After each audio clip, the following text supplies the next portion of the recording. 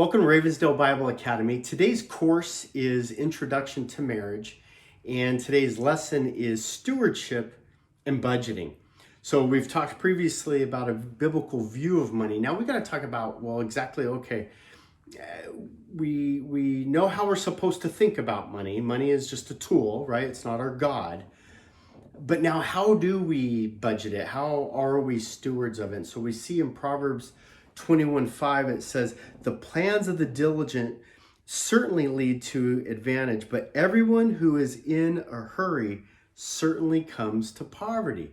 And so we see this proverbial application, or this proverbial insight that tells us, look, we're to be diligent. We're to have a steady pace in regards to money. There's no get rich quick scheme, and I know it's hard, especially as you're younger nowadays, because you see a lot of movie stars or athletes or CEOs of like big tech companies, and it seems like they became millionaires and billionaires overnight, but it just doesn't really work that way. And so we're supposed to have the plans of diligence. That means that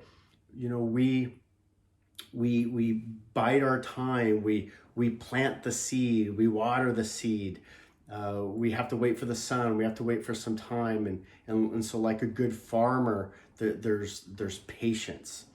We're called to provide for our family, so this is a great thing, and this is a blessing. So part of the stewardship is, and the budgeting is, this is what we're mandated to do.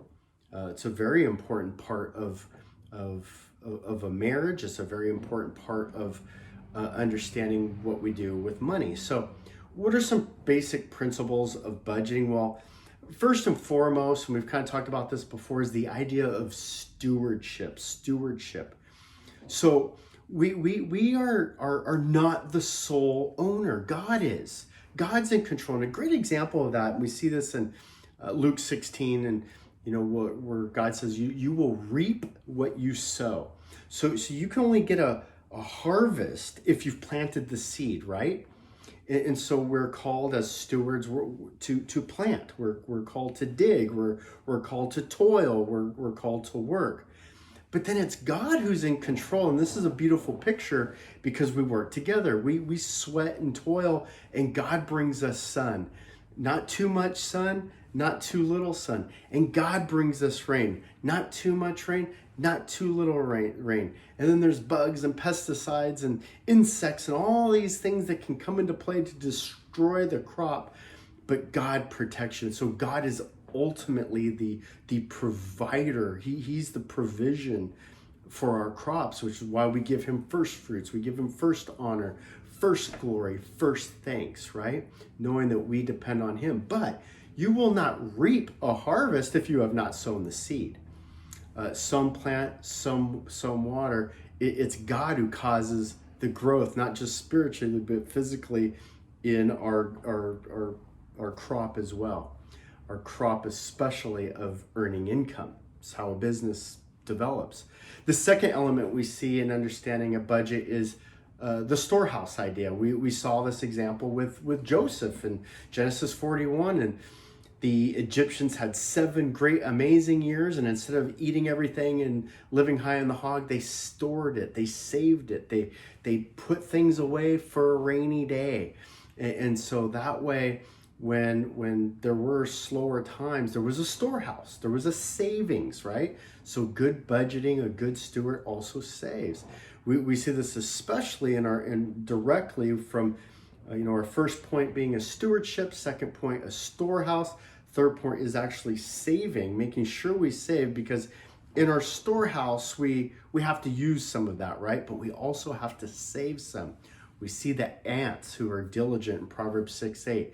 The ant works hard, he's diligent, he works all summer long, so that when the winter comes, he has saved enough to carry him over. And then finally, in our fourth S really here of our basic budgeting plan, is sacrificial giving. Sacrificially giving back. Giving, and I mentioned this before, Your budget should begin, your very first thing should be your tithe, your gift back to God, your first fruit, not your last fruit, not your leftover fruit, not the gleaning of fruit. It's your first fruit goes back to God. And look, 2 Corinthians 9:6-7 tells us that God loves a cheerful giver. We give back to him just with a happy heart. A basic principle that you can go by in budgeting is the 10%, 10%, 80% rule. Your first 10% goes towards a tithe. Your second 10% goes towards savings like the ant. The next 80% goes to your bills, your monthly bills. What do those bills look like? Maybe you've never done a budget. Maybe you don't understand one. Well, a basic budget kind of has these elements in it. You've got rent, you've got a phone bill, you've got utilities. That means the lights, the power, the water. You've got food to eat. You also have supplies, cleaning supplies, batteries, that kind of stuff. You have a car, so you have gas bills. You also have, the workshop, you need new tires, you need new oil.